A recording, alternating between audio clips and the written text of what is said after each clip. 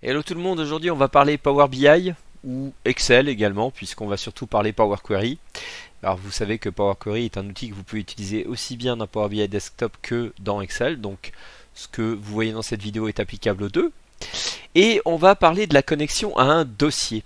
La connexion à un dossier, c'est un truc assez génial parce que ça vous permet de vous connecter à plusieurs fichiers et de les compiler. Et ensuite, lorsque vous rajoutez plus tard un fichier dans le dossier, il vous suffit d'actualiser votre requête Power Query pour qu'elle intègre les données du nouveau fichier que vous glissez à l'intérieur. Alors prenons un exemple.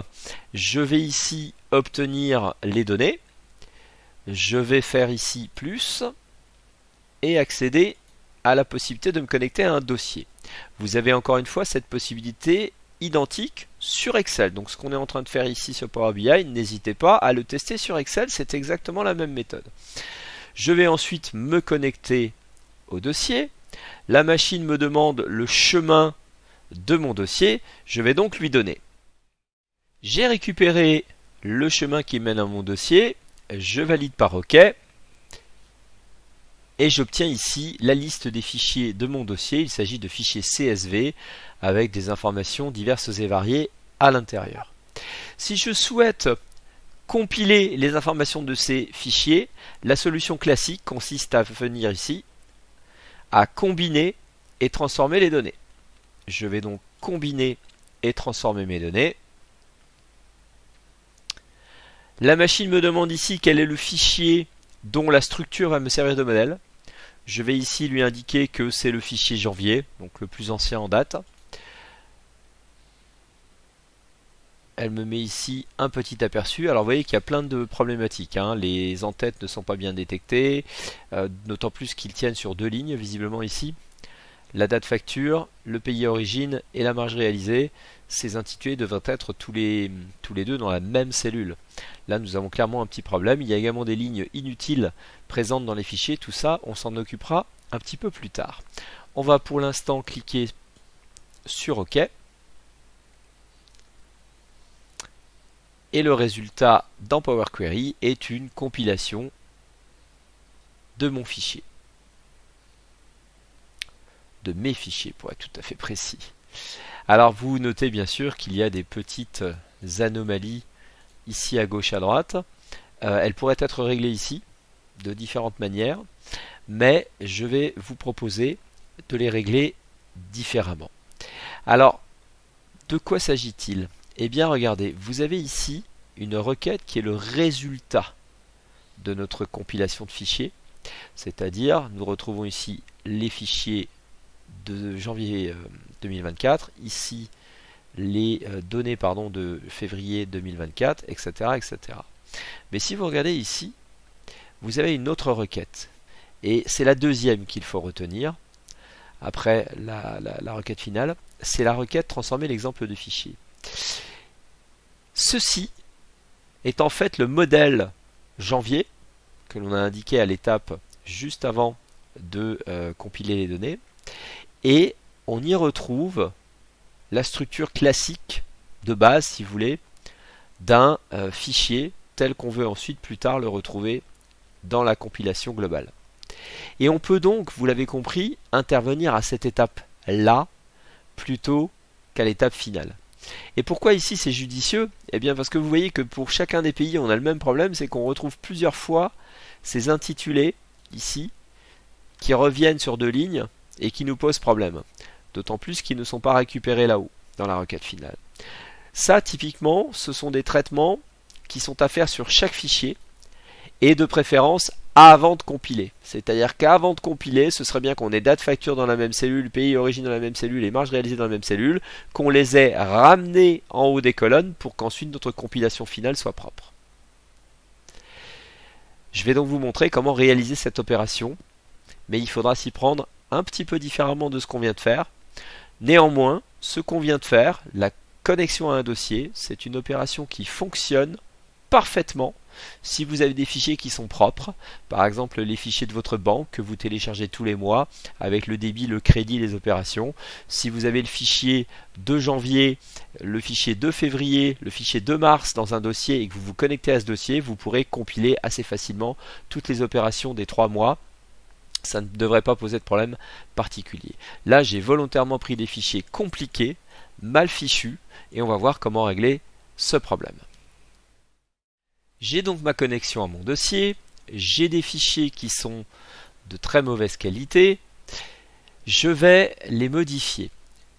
Afin que les modifications soient apportées une fois pour toutes à tous les fichiers qui atterrissent dans la compilation finale, je vais intervenir sur l'exemple de fichier ici.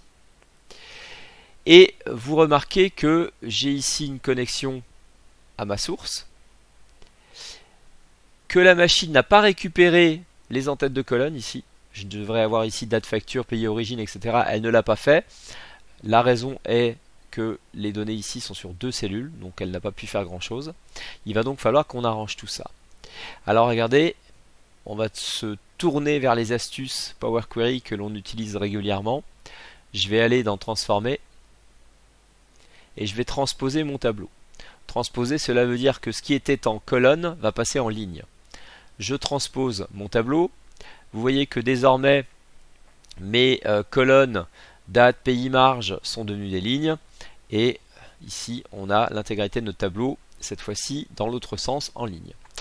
Et je peux maintenant, que mes données sont côte à côte ici, je peux sélectionner mes 2 colonnes. Et je vais pouvoir, avec un clic droit, regardez, demander à les fusionner. Le résultat sera une colonne contenant date facture, pays origine, marge réalisée.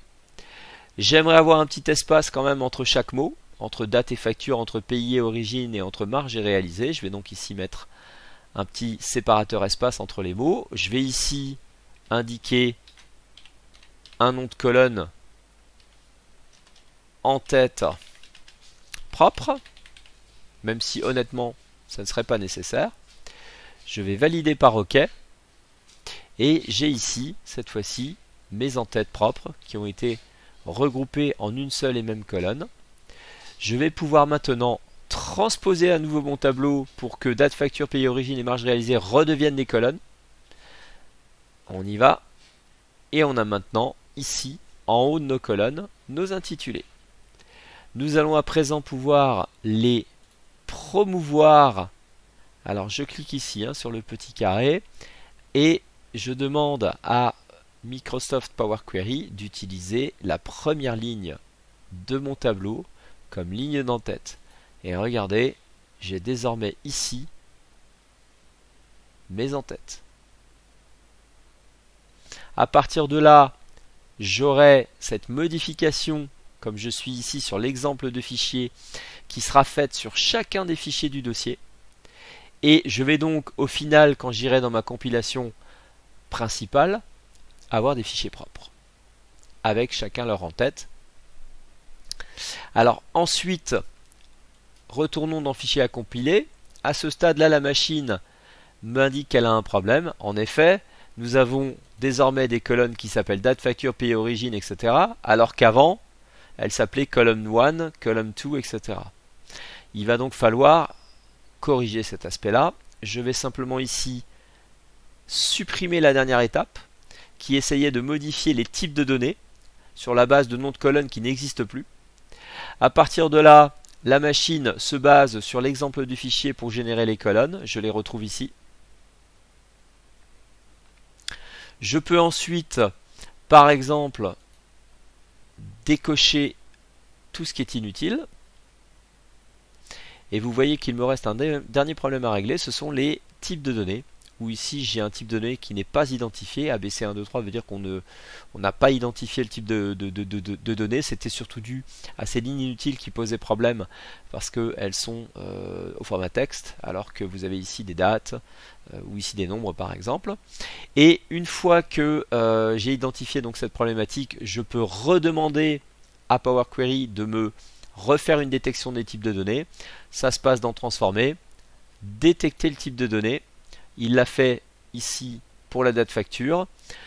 Si je fais un CTRL A et que je sélectionne l'intégralité de mon tableau et que je lui redemande de détecter le type de données, il le fera pour chacune des colonnes. Et vous voyez que ça se passe bien, hein. J'ai ici donc ma date et heure, et au niveau de mes marges, ici par exemple, il est parti sur un entier, pourquoi pas.